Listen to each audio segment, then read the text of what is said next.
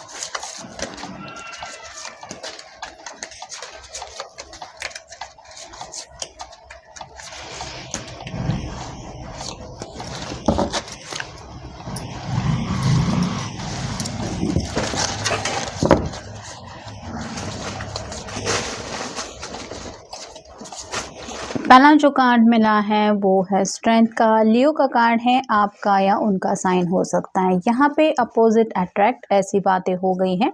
मतलब आपने भी शायद कई बार अपने पर्सन को अपनी तरफ से कुछ कहा होगा कि डोंट वरी, मैं सब संभाल लूँगा या मैं सब संभाल लूँगी।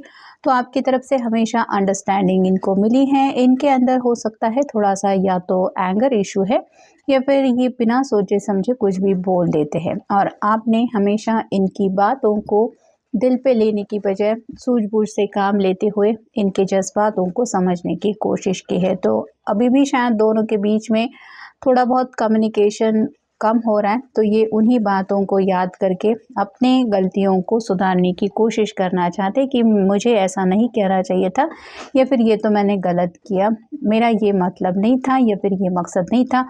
फिर है 4 of cups, water sign Cancer, Scorpio या फिर पाइसेस। जैसे यहाँ पे 3 कप सामने हैं और फिर भी ये पर्सन इस कप की चाहत में बैठा हुआ है। वैसे ही हो सकता है दोनों के बीच में अगर सेपरेशन मोड है तो इस पर्सन के सामने कुछ मैरिज प्रपोजल्स है, या फिर इनके साथ ज़िंदगी में आगे बढ़ने को लेके कुछ लोग इंटरेस्टेड है, लेकिन इनका मन उस तरफ बिल्कुल भी नहीं है। ये आज भी खोए रहते हैं उन बातों में या फिर उन लम्हों में जो लम्हे आपसे जुड़े हैं, या फिर जो भी बातें आपने उनसे शेयर की थी, जो रोमांटिक बातें थी, स्पेसिफिकली ऐसी बातें जिनको सुन के ये शायद एक अलग ही दुनिया में खो जाते थे। तो अभी भी उनका वही मन कर रहा है कि आपकी तरफ से वैसा कम्युनिकेशन उनको चाहिए। फिर है 8 of swords, air sign Gemini, Libra या फिर एक्वेरियस।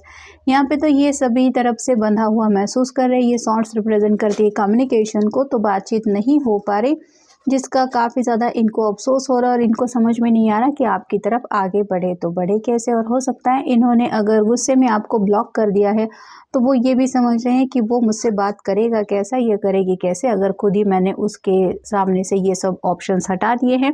तो अपनी नादानियों के ऊपर काफ़ी ज़्यादा इनको गुस्सा आ रहा है। फिर है द हैंगमैन। ये जो कार्ड है ये उल्टा, जैसे ये हैंगमैन की एनर्जी होती है, ये आपका पॉइंट ऑफ व्यू अब समझने लगे हैं। यानी कि जैसे जैसे वक्त बीतता चला जा रहा है, ये आपके नज़रिए से बातें क्या थी, उस वक्त शायद आप क्या कहना चाहते थे, उन बातों का असली मतलब क्या था, ये सब बातें वो समझ रहे हैं। फिर है 5 of wands, fire sign Aries, Leo या फिर सैजिटेरियस। पास्ट में अगर इस पर्सन ने आपकी सुनने की बजाय अपने दोस्तों की बातें सुनी थी, या फिर उनकी बातों के ऊपर गौर करते हुए आपको नज़रअंदाज किया था, तो इनको अफसोस होता है कि मैंने उस प्यार करने वाले पर्सन की बातें नहीं सुनी जो मेरे लिए कुछ फीलिंग्स रखता था या रखती थी। फिर है 6 of swords, air sign Gemini, Libra या फिर एक्वेरियस। बातचीत करने के लिए कई बार ये आगे आना तो चाहते, हो सकता है हाथ में फ़ोन होता है, मैसेजेस टाइप करते हैं, लेकिन आपको मैसेज सेंड करने का इनका करेज नहीं होता, क्योंकि पहला ही कार्ड आया है हिम्मत का। तो हिम्मत नहीं जुटा पा रहे हैं आपसे दोबारा कम्युनिकेशन करने की। हो सकता है माफ़ी मांगना भी चाहते हैं, लेकिन ये बातें उनके लिए इतना भी ईजी नहीं है। मतलब दिल से तो चाहत है, लेकिन रीच आउट होने में हिचकिचाहट है, क्योंकि फाइनल कार्ड है page of swords, air sign Gemini, Libra या फिर एक्वेरियस।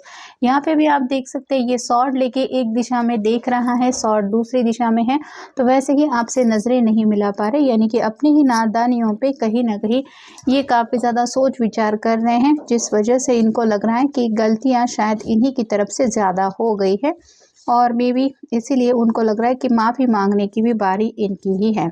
अब देखेंगे हम messages. We are family and friends at the same time. तो यहाँ पे कुछ लोगों का शायद रिश्ता सिर्फ फ्रेंडशिप से शुरू हुआ था, मतलब इन्होंने भी मे बी नहीं सोचा था कि ये रिश्ता इतना गहरा हो जाएगा या इतना डेवलप हो जाएगा कि आप मोर देन फ्रेंड्स उनके लिए बन जाएंगे।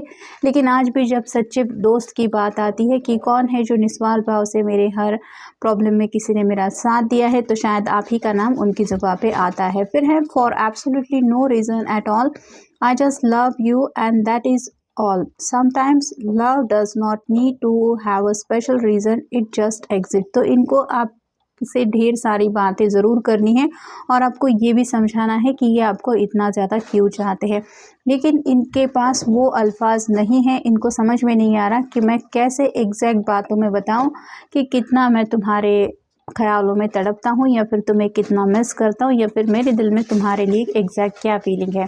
When you hold my hand और when I am in your arms, I feel as if I am in the safest place in the world. When I am with you, I feel like I am protected. तो जब भी आपके साथ होते थे, इनको यही एहसास होता है कि उनको एक अलग ही दुनिया में खो जाने का एहसास होता था, जहाँ पे उनको बाकी दुनिया की फिक्र नहीं होती थी, ना ही कोई डर सताता था।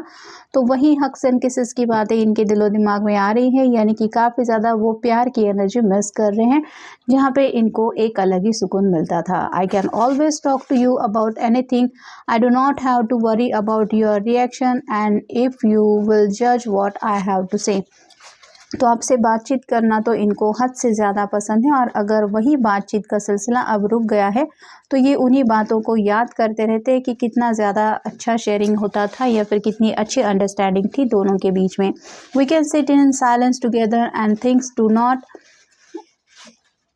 Gate comfortable, uncomfortable or boring even when it is quiet and nothing is going on। तो दोनों के बीच में हमेशा से ऐसा ही शायद रहा है, ये जब भी आपको अपने सामने देखते हैं एक खामोशी में खो जाते हैं, आपका ऑरा ही उनको आपके ख्यालों में खो देता है, जिसकी वजह से वो खामोशी भी बहुत कुछ कह जाती है। और यहाँ पे ये उसी कनेक्शन को काफ़ी ज़्यादा मिस कर रहे हैं, मतलब आपको सिर्फ यही बताना चाहते कि अभी भी अगर तुम्हें कुछ ज़्यादा बात नहीं करनी है तो इट्स ओके, लेकिन एटलीस्ट मेरे सामने तो आओ, मुझे ये सुकून तो मिले कि तुम मेरे साथ हो या मेरे सामने हो, ताकि मेरे दिल के बाकी जज्बातों से मैं उभर के बाहर आ जाओ। तो थोड़ा सा सैडनेस से निकलना चाहते हैं, और शायद आप ही की एनर्जी है जो इनको हैप्पीनेस महसूस करवाती है। You have never been afraid to voice your option on things और stand up for the things that you believe in even when it is not the popular thing to do. तो आप में जो एक बात है कि आप हमेशा सच का साथ देते हैं, और कई बार शायद ऐसा भी हुआ है कि आपने अपनी बात बिना डरे इनसे कही है, फिर चाहे वो ज़िंदगी में आगे बढ़ने का कोई फ़ैसला हो या फिर अपने पर्सन की कोई आदत हो, आपने सच इनके सामने रखा है। और इसी सच को जब ये आज नोटिस करते हैं कि हाँ आपने सच में वाकई में वो बात सच ही कही थी, तो उनको एहसास होता है कि आपकी बातों में कितनी ज़्यादा सच्चाई भरी रहती है। और फाइनल कार्ड है you spoil me and make me feel so special. तो आपने जितना भी अपने पर्सन को प्यार किया है, वो जो केयरिंग कनेक्शन रहा है दोनों के बीच में, ये उस कनेक्शन को फील कर रहे हैं, और इनकी वही चाहते हैं, दोबारा उसी एनर्जी में आपसे जुड़ना चाहते हैं, और उसी प्यार में खोए हुए रहते हुए दुनिया को भूल जाना चाहते हैं। और शायद राइट नाउ परेशानियों ने इनको घेर के रखा है, जिस वजह से इनको लग रहा है कि परेशानियों से ज़्यादा ये आपसे कनेक्ट होना चाहते हैं, और शायद इसीलिए ये जब भी सुकून की बातों को याद करते हैं तो आपके अलावा और कोई कनेक्शन इनको महसूस नहीं होता। तो ये था आज का रीडिंग, मिलेंगे नेक्स्ट रीडिंग में।